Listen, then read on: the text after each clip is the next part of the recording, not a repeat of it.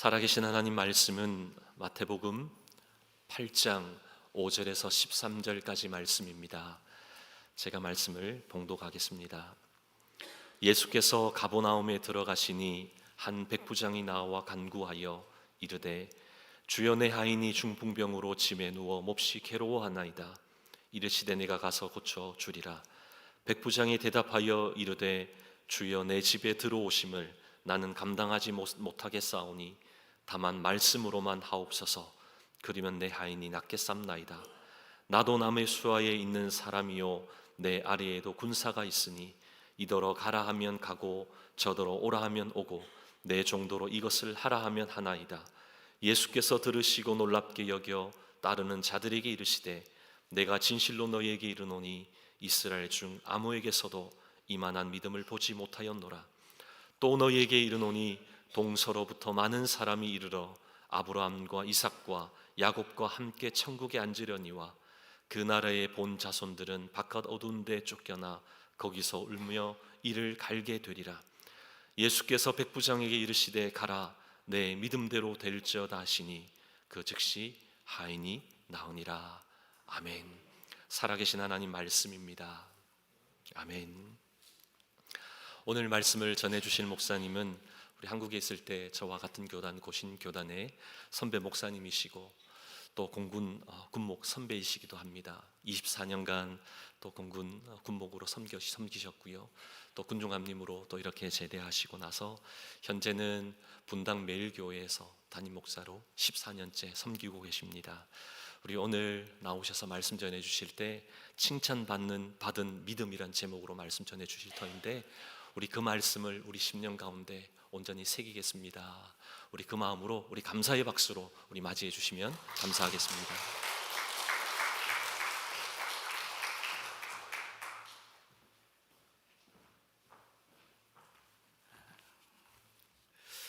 할렐루야. 네, 여러분들을 주 안에서 만나 뵙게 되어서 너무나 감사드립니다.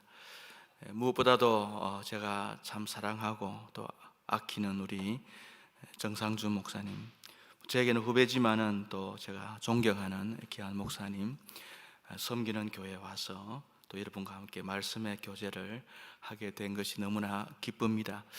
작년 5월입니까? 목사님 부임하면서 저한테 장문에 글을 주었습니다. 얼마나 기쁘고 얼마나 감사한지, 정말 좋은 교회 하나님의 복으로 오게 되었다고, 또 좋은 장로님들, 좋은 성도님들을 만나게 되었다고 얼마나 저에게 자랑을 하는지 제가 그 현장을 보고 싶어가지고 한국에서부터 비행기를 타고 또 커넥션 해가지고 24시간 걸려서 이곳에 오게 되었습니다. 와서 보니까 목사님의 자랑이 현장에 와서 제가 보니까 반도 되지 않는 것 같이 보여요. 더 많이 참 부러운, 더 좋은 그런 교회에 계신 것을 보고 제가 얼마나 감사했는지 모릅니다. 하나님께서 우리 정 목사님을 참 사랑하신다, 그런 생각이 듭니다. 또 우리 휴스턴 사랑의 교회도 하나님이 참 사랑하신다, 그런 마음에 깊은 감격을 가지고 있습니다. 제가 분당에 살잖아, 그죠? 많은 사람들이 분당을 천당 밑에 있는 동네라고 999당이라고 그렇게 말을 합니다. 그건 옛날 말이고요. 요사이는 천당과 분당 사이에 다리가 하나 생겼습니다. 그 다리가 더 가깝습니다, 천당하고. 그 다리 이름이 뭐냐면 판교입니다.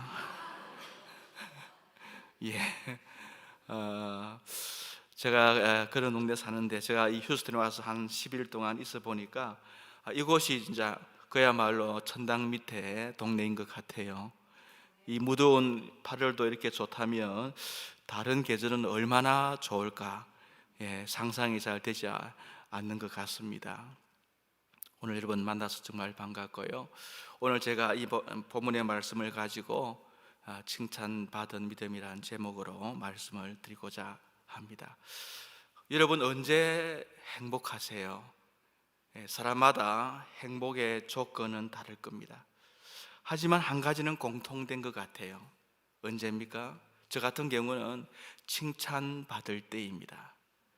저의 잘한 것을 보고 칭찬할 때, 때로는 제가 좀 잘못해도 저에게 격려하는 말을 할 때에 참 행복하게 느껴집니다.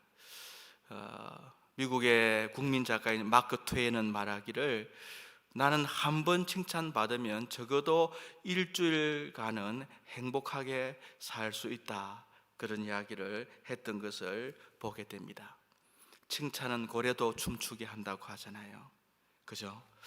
또 그런 말이 있더라고요. 칭찬은 귀로 먹는 보약이다. 여러분, 보약 중에서 부작용 절대 없고 효과가 만점인 가장 좋은 보약은 산삼이 아닙니다. 정관정이 아닙니다. 칭찬입니다. 그 칭찬은 입으로 먹는 게 아니고 귀로 먹는 보약입니다. 여러분, 가까이 계신 분들에게, 가족들에게, 남편에게, 아내에게 매일 아침마다, 매일 만날 때마다 이 칭찬이란 보약을 꼭 해드릴 수 있기를 바랍니다. 가장 좋은 보약이에요. 오늘 본문에 보니까 예수님께서 한 사람을 만나시고 그의 믿음을 칭찬하시고 있는 그런 장면이 기록되어 있습니다. 로마의 백부장이죠. 예수님의 칭찬을 받은 사람이 또 한 사람 있죠. 수로보니게 여인, 가나안 여자입니다. 주님은 참 공평하신 것 같아요. 한 사람은 남자고 한 사람은 여자예요. 근데 수로보니게 여자에게는 여자야 내 믿음이 크다 칭찬하셨잖아요. 오늘 이 백부장에는 내가 이만한 믿음을 만나보지 못했다 칭찬하셨어요. 그런데 여러분, 오늘 이 본문에만 있는 더 놀라운 게 있습니다. 그것은 주님이 이 사람의 믿음을 보시고 놀라셨다는 이야기입니다. 그냥 놀란 게 아니에요. 오늘 이 본문에 기록되어 있는 놀랬다는 이 말, 우리가 앞에 쓰던 개역 성경에 보면은 기이히 여겼다 이렇게 되어 있습니다. 저는 그 표현이 좀 더 좋은 것 같아요.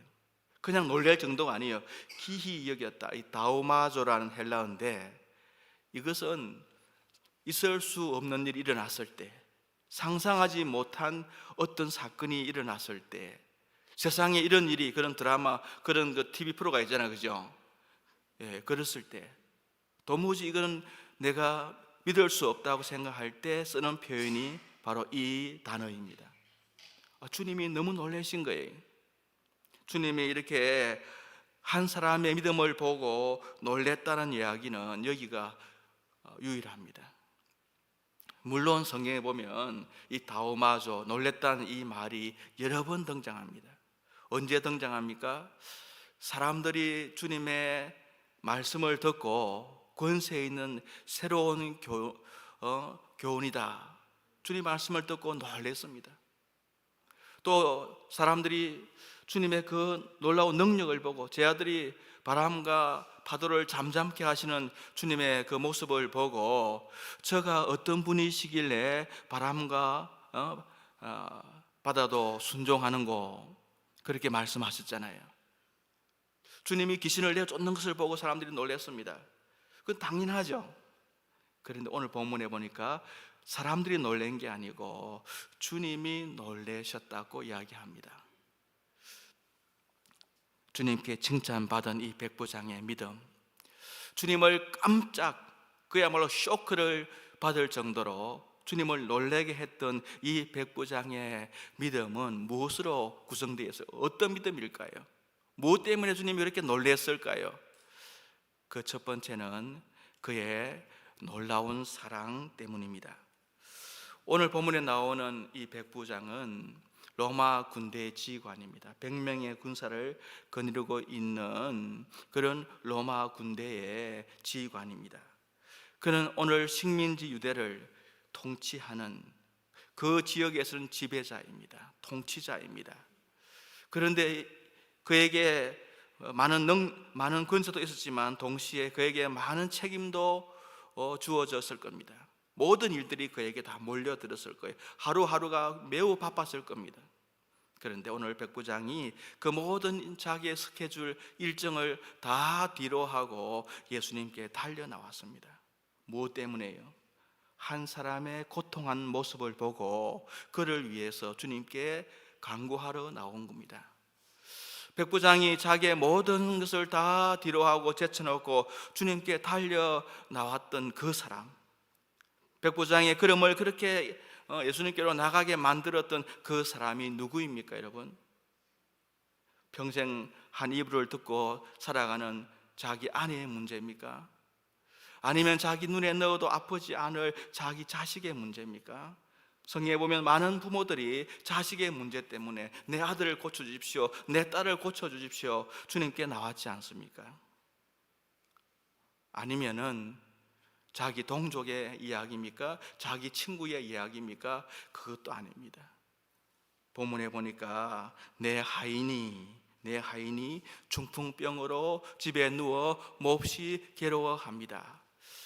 여러분, 이 하인이란 말이 좀 점잖게 표현한 말이죠, 그죠? 종이란 말입니다. 노예란 말입니다. 그 당시 이 하인은, 종은, 노예는 사람이 아닙니다. 인권이 없습니다. 나귀는 말 못하는 짐승이고 노예는 말하는 짐승이다, 그렇게 표현하던 바로 그 시대입니다. 주인의 마음대로 사기도 하고 팔기도 하고 또 쓸모없으면 버리기도 하고 죽이기도 해도 되는 그런 시대에 오늘 이 백부장이 이제 중풍병으로 집에 누워서 더 이상 가치가 없게 된, 더 이상 쓸모가 없게 된 그 종을 위해서 모든 것을 다 제쳐놓고 주님께 달려 나와서, 주님, 내 하인이 집에 누워서 몹시 괴로워합니다. 그냥 리포트한 거 아니죠. 자기의 마음을 담아서 몹시, 마치 자기의 아픔이냐 이렇게 주님께 내놓고 있잖아요. 주님께서 이 백부장의 그 사랑을 보시고, 있을 수 없는 그 사랑을 보시고, 그 시대의 관습이나 그 시대의 전통이나 그 시대의 제도나 그 시대의 풍습이나 그 시대의 문화나 어디를 봐도 있을 수 없는, 존재할 수 없는, 볼 수 없는 이 백부장의 사랑을 보고 주님이 감격하신 거예요. 감동하신 거예요. 그래서 10절에 보니까 내가 진실로 너에게 이르노니 이스라엘 중 아무에게서도 이만한 믿음을 보지 못하였노라. 주님이 왜 감격했는지를 설명하고 계시잖아요. 이스라엘 백성들이 가운데에서도 내가 만나보지 못한 놀라운 사랑을 이 백부장이 가지고 있었다는 이야기입니다. 이런 이스라엘 백성들은 어떤 백성입니까? 그들의 믿음의 조상 아브라함부터 당시 예수님의 계셨던 그 시대까지 한 2000년 동안 그야말로 하나님의 율법의 말씀을 받았고 그 말씀을 가르치고 그 말씀을 전수하고 그 말씀으로 살려고 훈련을 했던 민족이 바로 이스라엘 민족이잖아요. 그들이 받았던 하나님의 율법의 내용이 뭡니까? 그 수많은 율법을 어떻게 우리가 요약할 수 있어요? 그게 바로 십계명입니다. 그 십계명을 두 가지로 또 함축할 수 있습니다. 그게 뭡니까? 마음을 다하고 뜻을 다하고 힘을 다하고, 그래서 주 너희 하나님을 사랑하고 또한 그와 같이 내 이웃을 내 몸같이 사랑하라고 하신 거예요. 그게 율법입니다. 이 두 가지도 하나로 묶을 수 있잖아요. 그게 뭐예요? 사랑입니다. 율법은 사랑하라는 겁니다. 약한 자를 사랑하라는 겁니다. 하나님의 율법은 약자 보호법입니다. 그런데 이스라엘 백성들이 그 하나님의 율법을 그렇게 배우고 2000년 동안이나 그렇게 가르쳤던, 그렇게 훈련했지만은 그들 가운데서도 찾아볼 수 없는 그 사랑의 모습을 오늘 이 백부장, 그는 이방인입니다. 율법을 배워본 적이 없어요. 율법에 대해서 알지 못합니다. 그런데 그 사랑을 이 백부장이 실천하고 있는 거예요. 여러분, 하나님의 말씀을 안다고 되는 건 아니잖아요. 어떤 사람은 잘 모르지만 하나님의 말씀대로 살아가는 사람이 있습니다. 여러분, 말씀을 다 안다고 그것이 중요하긴 하지만은 더 중요한 것은 하나님의 말씀의 핵심인 사랑을 실천하는 겁니다. 마틴 루터가 이런 말을 했잖아요. 하나님을 사랑하고 네 마음대로 해라. 정말 하나님을 사랑한다면 우리가 마음대로 해도 하나님의 사랑을 나도 모르게 내 삶 가운데에서 실천하기 때문이죠. 오늘 이 백부장의 모습은 마치 모든 장벽을 넘어서서, 모든 장벽을 뛰어넘어서 이 땅에 우리 가운데 오셔서 자기의 몸과 자기의 생명을 우리를 위해서 다 버리신 예수 그리스도의 십자가의 사랑의 예고편과 같은 거예요. 주님이 우리에게 보여주고 싶은 사랑 있잖아요. 하나님이지만 그 장벽을 넘어서서 인간이 되셨고, 가장 낮은 종이 되셨고, 그리고 가장 작은 자들을 섬겼었던, 그래서 그리스도 안에는 자유자나 종이나 헬라인이나 야만인이나 남자나 여자나 차별이 없게 그들을 품으셨던 우리 주님의 사랑을 미리 보여주고 있는 거예요. 그래서 주님이 놀라신 거예요. 주님을 놀라게 했던 이 백부장의 모습은 어떤 모습입니까? 두 번째로 그의 기막힌 겸손입니다. 우리는 지금 민주주의가 최고도로 발전된 그런 사회에 살고 있잖아요. 민주주의의 꽃이 뭡니까? 자유와 평등입니다. 우리는 이런 사회에 살고 있기 때문에 인권을 소중하게 생각하잖아요. 이런 사회에 살고 있는 우리가 그 당시 로마가 세계를 지배하던 그 당시를 우리가 잘 상상할 수가 없는 거죠. 오늘 이 로마의 백부장은 세계의 지배자였던 로마 황제를 대리하는 사람입니다. 그의 한마디가 법입니다. 그는 입법, 사법, 행정의 모든 권한을 다 쥐고 있습니다. 그는 마땅히 그만해야 될 사람입니다. 그가 한마디 하면 그 한마디가 그대로 이루어지는 그런 권세를 가지고 있는 사람입니다.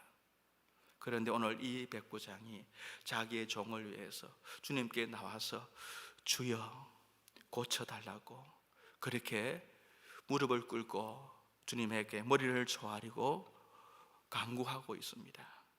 주님이 그 모습을 보고 감동하신 거죠. 이렇게 겸손할 수가 있나?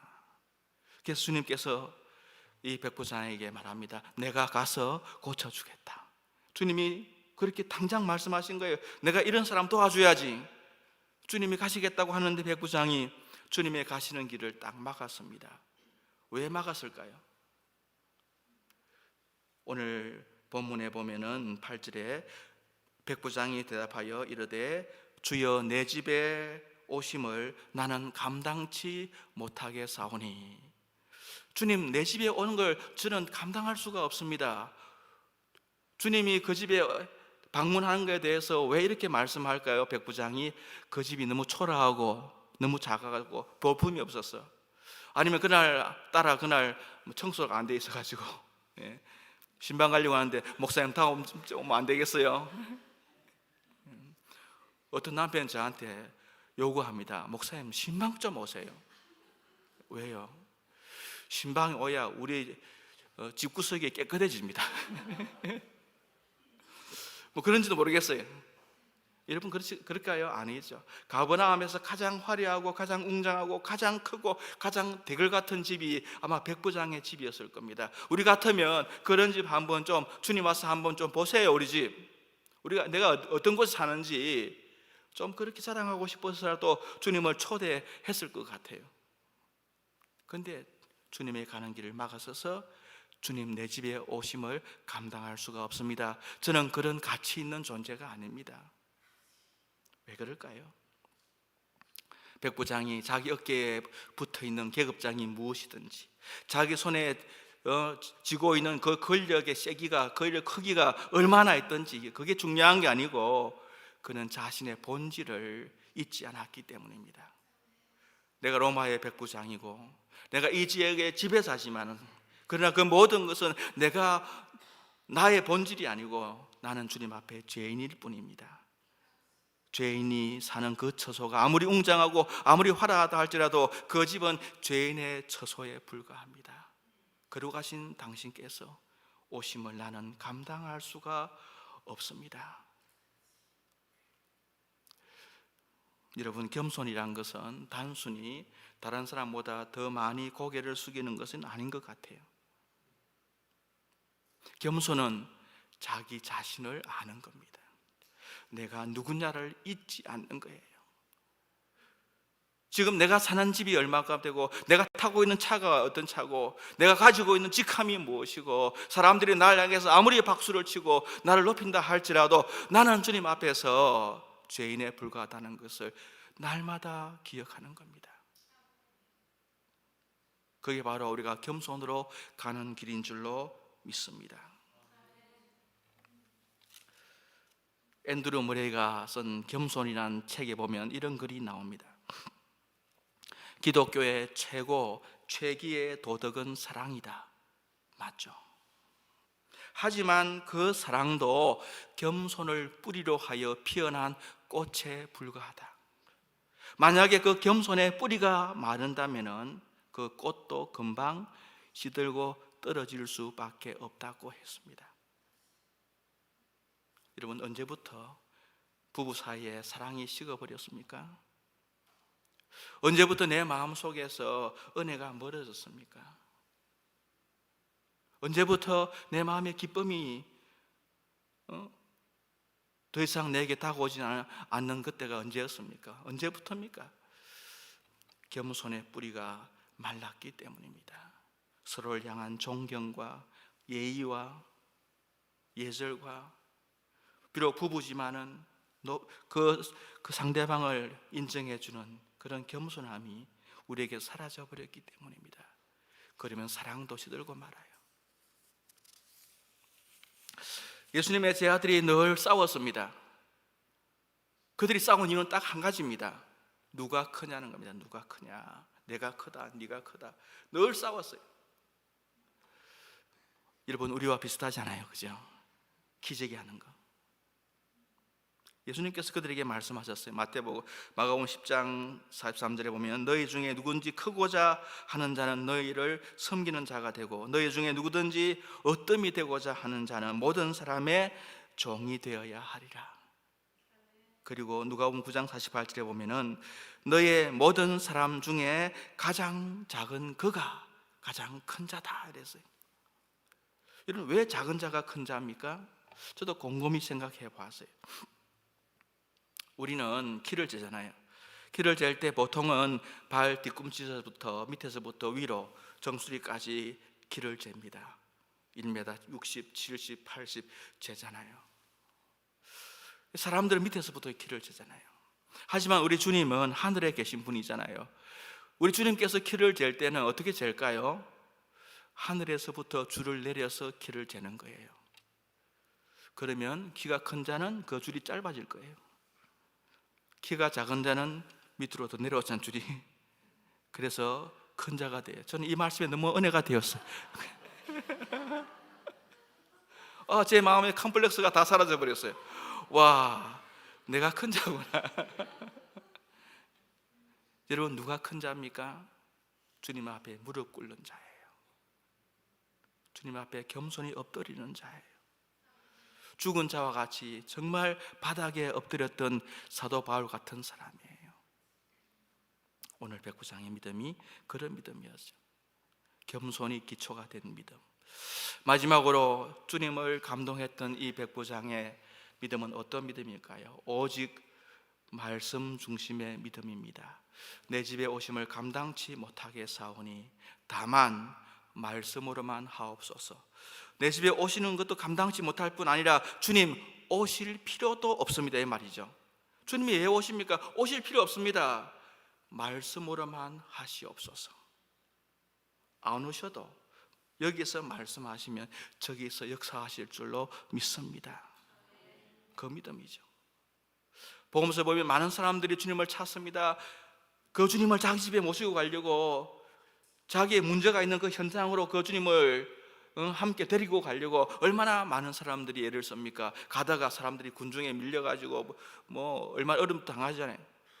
그런데 오늘 이 백부장은 가시겠다는 주님을 막아서는 거예요. 왜? 오실 필요가 없기 때문에. 와, 이런 믿음을 내가 만나보지 못했다. 예. 놀라는 그 주님 앞에 이 백부장이 설명을 합니다. 주님, 그 당연한 거 아닙니까? 왜냐하면 제가 군인입니다. 백부장이죠. 내 위에도 상관이 있고 내 아래도 부하가 있고, 그래서 내가 말만 하면은 이들을 가라면 가고 저들을 오라 하면 옵니다. 제가 그곳에 안 가봐도 제 한마디면 그곳의 역사가 바뀝니다. 저는 오랫동안 군에 있었습니다. 우리 정부사님과 함께 있었지만은 군대는 군사의 숫자로 첨단 무기로 다 평가할 수 없어요. 정말 군대의 생명은 명령에 살고 명령에 죽느냐 거기에 있습니다. 당시 로마가 세계를 지배했는데 그 이유 중에 하나가 로마 군대가 가지고 있는 그 명령의 권세의 힘입니다. 심지어 문서에 보면은 절벽 앞인데 앞으로 가면 떨어지는데 그 앞에서도 지휘관이 앞으로 가 하면 앞에 떨어지는 사람을 보고도 갔다고 하잖아요. 그것이 세계 최강을 만들었던 거죠. 그 세계 최강의 로마의 지휘관이었던 이 백부장이 주님, 제가 말만 하면 거기 안 가봐도 제 말의 역사가 그곳에 이루어집니다. 고치라면 고치고 옮기라면 옮기고 가라면 가고 오라면 옵니다.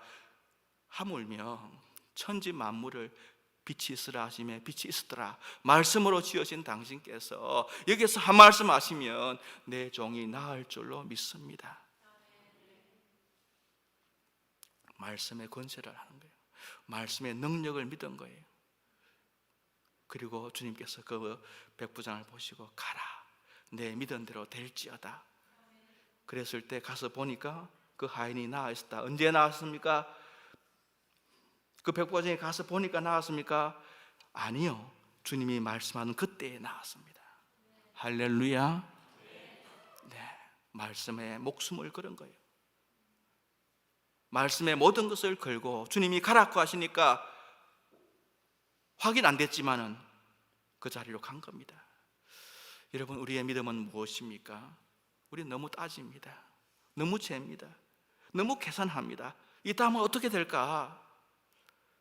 저도 짧은 미국 유학 생활을 돌이켜 보면은 그때는 왜 그렇게 초조했는지, 모든 것이 무서웠는지, 뭘 하나 하려면 얼마나 많이 이렇게 묻고 따지고 내가 좀 손해 안 보려고 좀 그런 것도 있죠, 그죠? 또 모르는 곳이니까 주저하고 그랬던 생각이 납니다. 여러분, 그런 것들이 필요하죠. 그래서 우리 삶이 안전해지잖아요. 불안이 꼭 나쁜 게 아니에요. 불안은 우리의 삶을 안전하게 만들기도 해요. 하지만 여러분, 그 불안이, 그런 초조함이 여러분의 믿음 안에는 들어오지 않도록 하십시오. 주의 말씀을 대하는 여러분의 자세는 그래서는 안 됩니다. 때로는 내가 다 알지 못하고 때로는 내가 다 이해하지 못하지만은 주님 말씀하셨기 때문에 아멘, 가겠습니다. 내 삶을 던지겠습니다. 그래서 저는 믿음을 다른 말로 표현하자면 모험이라고 생각합니다. 여러분, 모험하십시오. 주님의 말씀에 모든 걸 거십시오. 주님이 책임질 줄로 믿습니다. 순종하십시오. 여러분의 순종을 통해서 주의 말씀이 이 땅에 이루어지는 줄로 믿습니다. 어느 신학교에 신학생이 있었는데 이 신학생이 교회를 같이 섬기다 보니까, 교회를 개척해서 하다 보니까 공부를 많이 못했어요. 왜냐하면 교회에 오면 교회 일이 쌓여 있고 그러다 보니까 공부도 안 되고 드디어 시험 때가 다가왔어요.